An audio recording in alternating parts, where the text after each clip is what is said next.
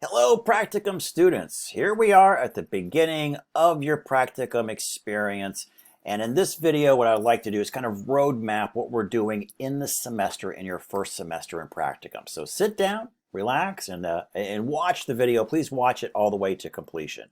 All right, well, let's minimize my picture here and take a look at some of the big question. And the big question is, what do I need to do to get a grade for this class? It's pretty easy. Most of what you're doing, or if not all of what you're doing in this semester, next semester is another topic. But this semester is really just keeping track and tracking of what you're doing and seeing how you're doing. So let's talk about some of the projects that you're going to have. In the semester, you're going to have something called a progress report. This is very simple. It's just basically like a one-page little summary of what you're doing and kind of how your project is coming along, or how your progress is coming along in Practicum. You're going to have two of those. And, well, they're each worth 100 points, and you can see the due dates there. They're going to be due on the 27th February, and looks like at May 8th. That's the last day of the course, so you'll have one at the very end. If you're spending more than 30 minutes on your progress report, you're probably spending too long. So it's that easy to do. But it's important for me to see where you're at. It's also a nice reflection for yourself to kind of see, check yourself as where you're at a couple times during the semester. All right, the next thing you're going to do, Practicum Conference. You're going to have two of those in the semester. Super easy. All of you have had Practicum conferences with me, or I call it a pre-Practicum conference before starting, where we talked a little bit about Practicum and kind of getting ready. We're going to do a couple more of those check-ins. We're going to use the same log-on system, the scheduling system that you used before. You Can Book Me. I really like that because it goes right in my calendar. And I know when you guys are coming and I need to talk to you. But we're going to have two more of those conferences, kind of a live interaction where we can talk. Okay, there's two of those. Notice the dates on there. So I would really, if you can, really try to get your conference scheduled during that week. So the week of the 24th to the 28th, or in January, or March, April, 25th to 29th. Get it scheduled during that week. If for some reason it doesn't quite work, please try to get it as soon as possible in the week following, because we really want to get those knocked out, especially that first one. I want to make sure you guys are on the right footing. I'd hate to find out, in March that, if you have an issue or something like that. So let's do those. Try to get those in those particular weeks. Easy points. Just need to talk to me. Nothing you need to write. Nothing you need to prepare. Those usually run about 15 to 30 minutes on each one of those conferences. Then your last assignment, you have two of them, and I use that term loosely, but two of them. You have the log sheet or white paper. And I'll tell you what those mean in just a moment, especially the white paper, because that may be like scaring some of you. But you'll turn those in at the same time that you're doing your progress reports. Log sheet is simply your Practicum log of your hours. You'll notice that there's a link down below for a Practicum log sheet. Or, and I say keyword, or white paper. So we'll talk about the differences between whether you're doing a log sheet, which is one path, or whether you're doing a white paper, which is another path. Okay, so there you go. Pretty easy peasy, right? Those assignments, again, more of just checking in, more of just progress checks, that kind of thing. There is one question many of you have asked me is, well, we've talked about the requirement for Practicum, which is 120 hours by the time you're done. Okay, not this semester, because that would kill you. So it's for 3 credit hours of work, which this class is divided into two parts. 1.5 credit hours this semester, 1.5 credit hours the next semester.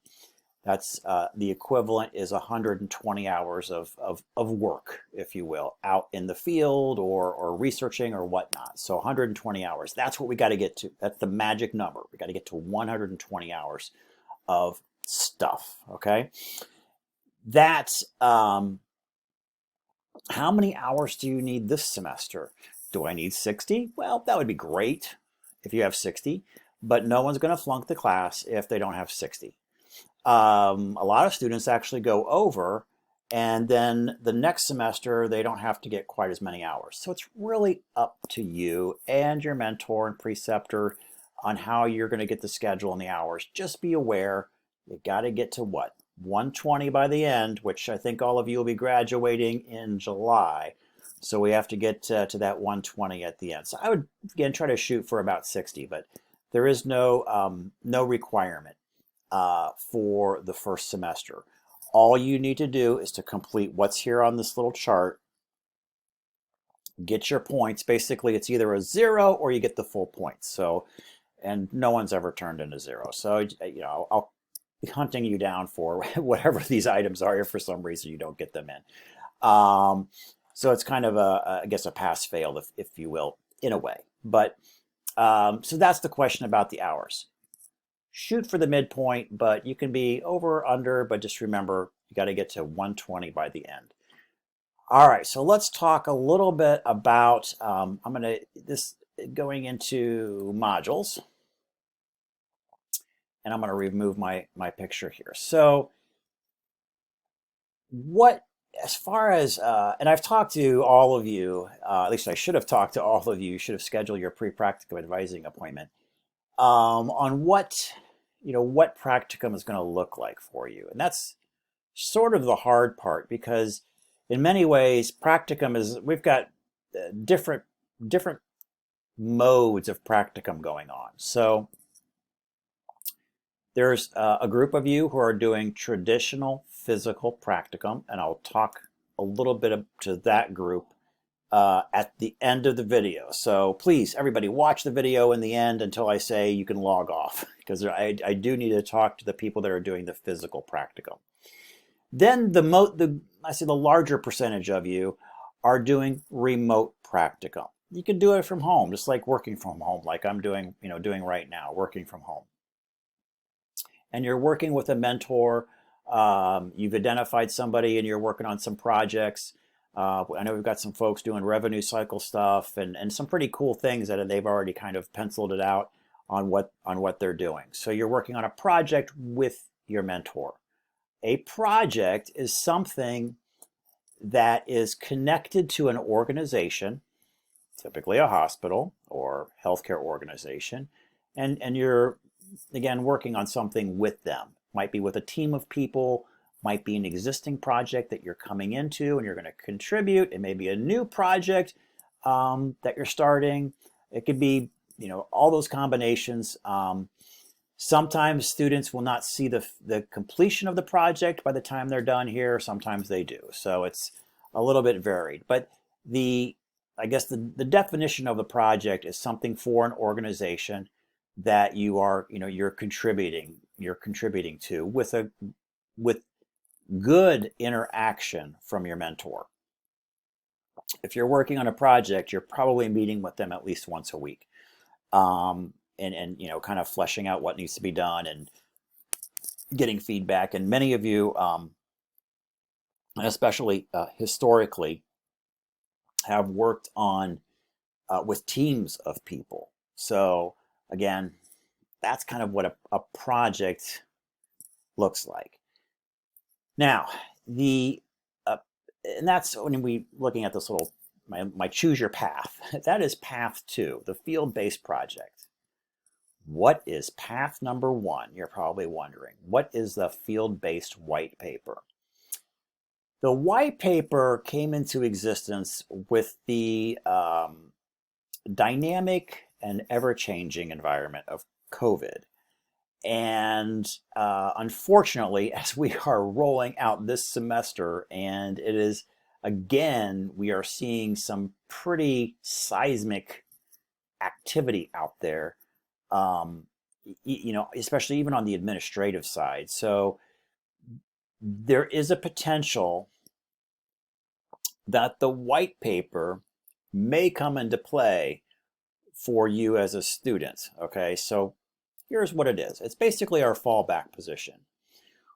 What we have had happen is we have had individuals who have started on projects, but something happened.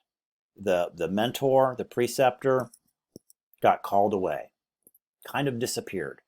COVID, staffing, everything hit, things changed, and the student was sort of left on their own.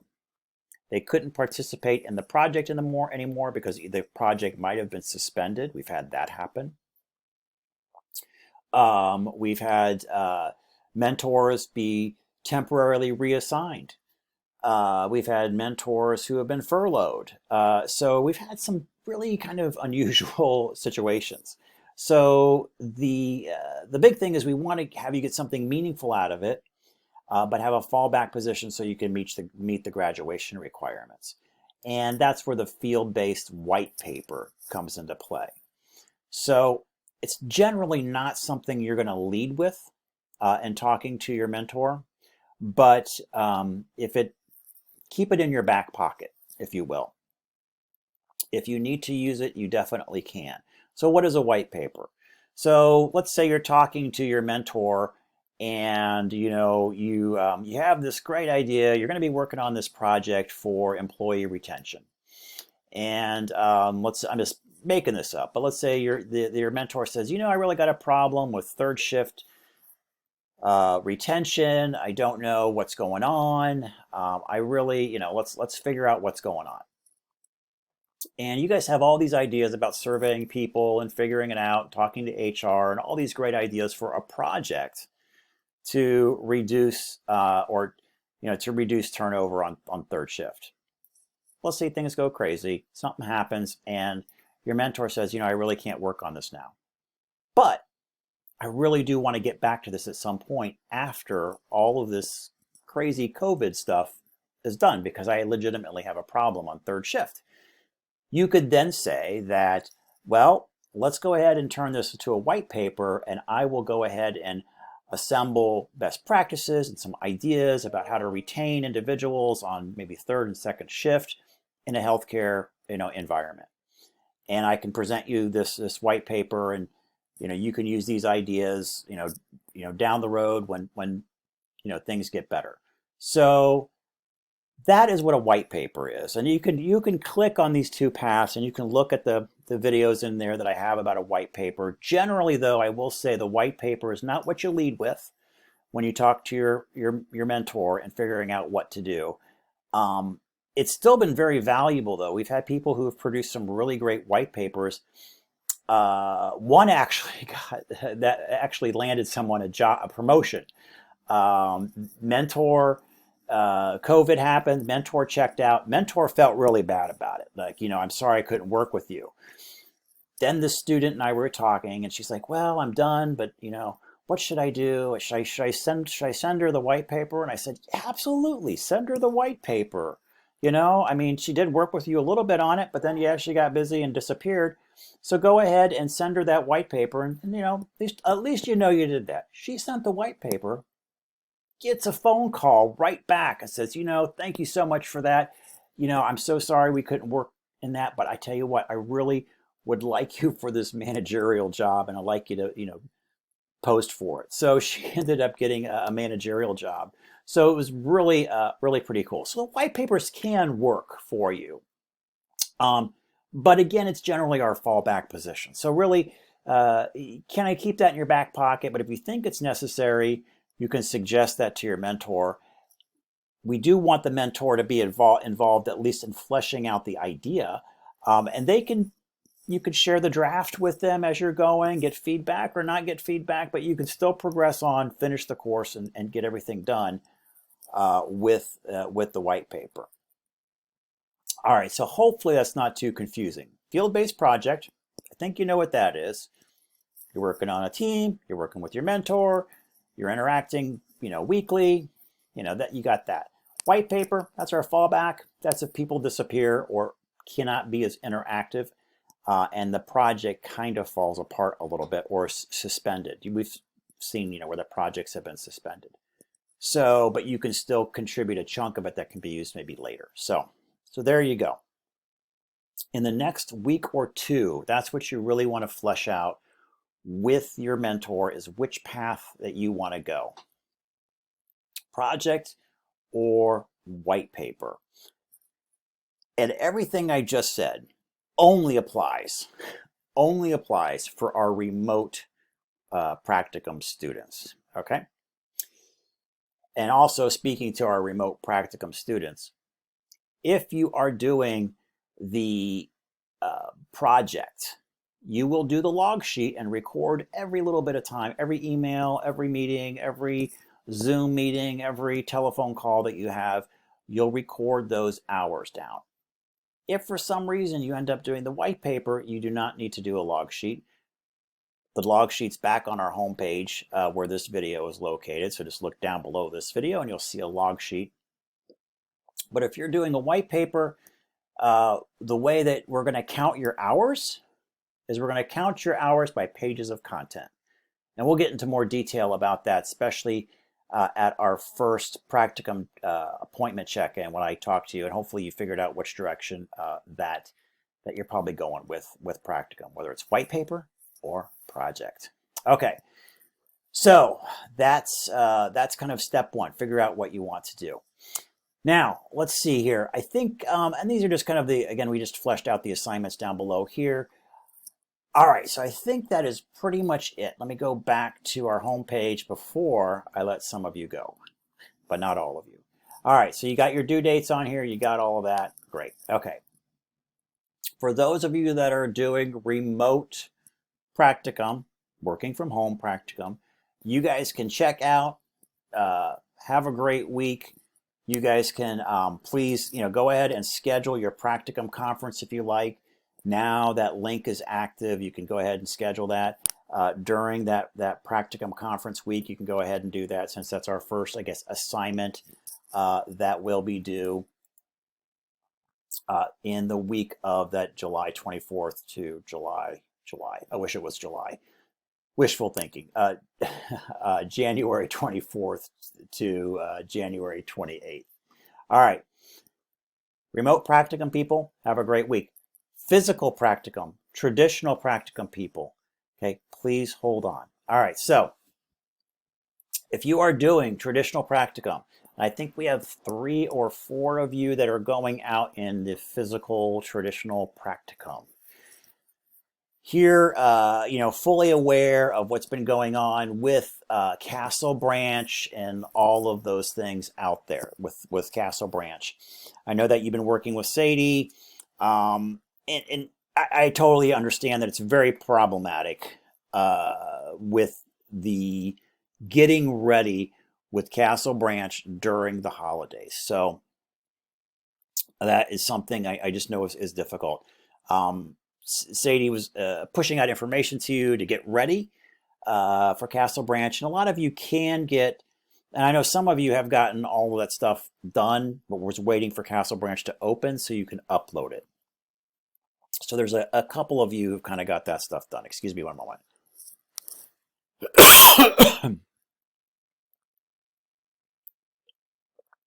I've been talking to the camera all day. So,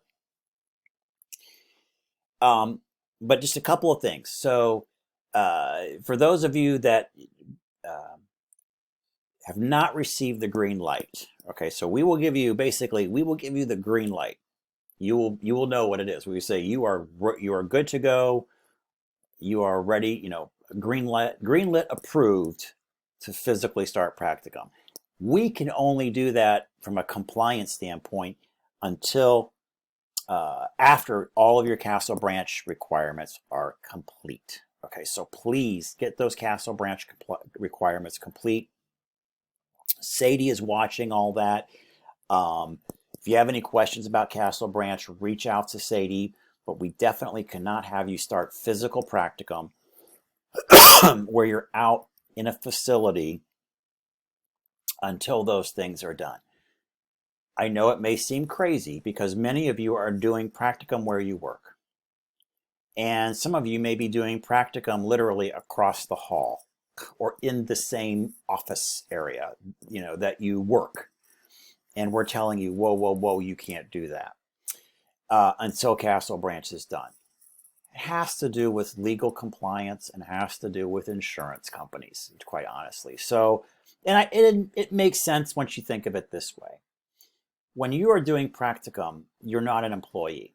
So the liability switches, okay, from the organization to the college. And for us to have insurance on you, which we have like a 1 million / $3 million policy on every student that's out in clinical or practicum, we have to have certain things done.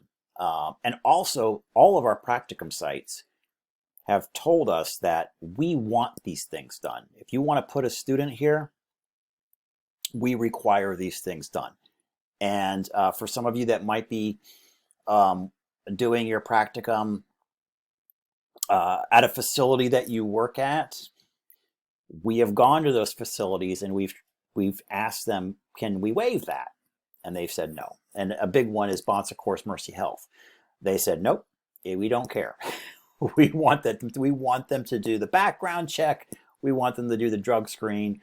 We want them to do all of that all over again, because the liability is the pendulum is swinging from one side to the other, and they want that as well, and also to be, I guess, equitable across the board. So so there you go. That's it may seem kind of asinine, and I know it kind of does, but it's you know, are you gonna overdose somebody in your practicum? Probably not. Our nursing students could. There's a lot more liability when you're in nursing or in rad tech, and you're injecting people. But yeah, so but we do have to do that. So please you do not start your physical practicum until Castle Branch is complete and you get the green light from us. Both Sadie and I will say good to go. Start your physical practicum.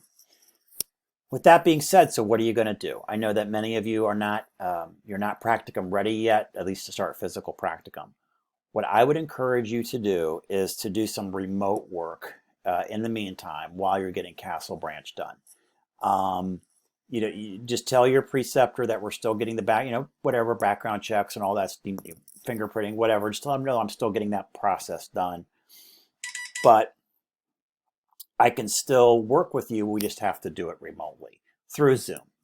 Typically Zoom or phone call, emails, however you want to do that. So I would encourage you to do that. That way you could kind of hit the ground running when you do get Castle Branch done. Heck, you might even already have more than hit the ground running. So much of what we're doing today is remote work anyway. You may even elect to do a hybrid model after that, where you do some physical and then you do some some remote work. I've talked about that with many of you. Unfortunately, if you're doing, even in hybrid, if you're doing physical, we have to meet all the requirements that would be necessary if you were 100% physically there. Because even if you're only there once a month, we still got to meet all those requirements. But you may like this flexibility of the remote piece too, but I would encourage you to start that way. Use that log sheet that's down below and start recording all of your time that you're doing that, if you elect to do that. And again, please work on that Castle Branch and get that done as quickly as possible. I know it's not easy, but I've seen students do it within, oh boy, we had one student did it in a week. But 2 weeks is probably is a achievable goal, especially for those of you. I don't want to get too much in the weeds on Sadie's much more knowledgeable about this than I am, but the fingerprinting process, we've noticed some variability on that. So please, if anything, if you can get your fingerprints done. We've noticed that sometimes we get those background checks in a week, and sometimes, worst case scenario, Sadie said the worst one was 4 weeks. So, and we have to have those background checks. So it's a criminal background check. So I'm sure none of you have, dangerous criminal backgrounds, since you're all working, in healthcare, and you've already been probably background checked already. But we do need to have that, that box needs to be checked as well. So if anything, start that fingerprinting get that ball rolling, and then start submitting all those other requirements. If you have any questions about Castle Branch, reach out to Sadie, and she's going to kind of coach and really pull you through there as quickly as possible. But long story short, do not go to physical practicum until we've given you the green light, because quite frankly, we're not covered from a liability standpoint for you to be out there. All right, so that's, I think I beat that horse pretty dead. So that is what we need you to do this, the next week or two. You could still schedule your practicum conference with me, do all of those requirements. Again, do your practicum log, grab that, start writing down your hours that you're working if you're working remotely. Okay. All right, so physical practicum students, excellent. Again, I think we have one of you that's ready to go.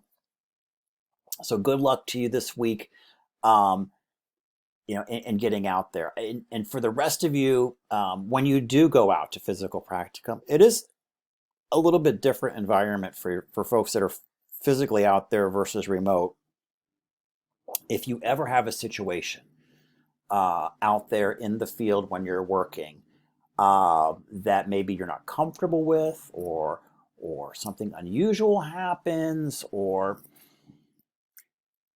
anything that causes you to pause and think, contact me. The best way to get a hold of me is through text message. You can find my cell phone number is on the syllabus. Text me. We've had some situations. I mean, just, when people are in work environments, sometimes some things can happen. I've been doing this for 13 years. So we've had some things where students, they've like told me, and we're like, okay, leave, don't come back. But it's been very, very rare. And it's happened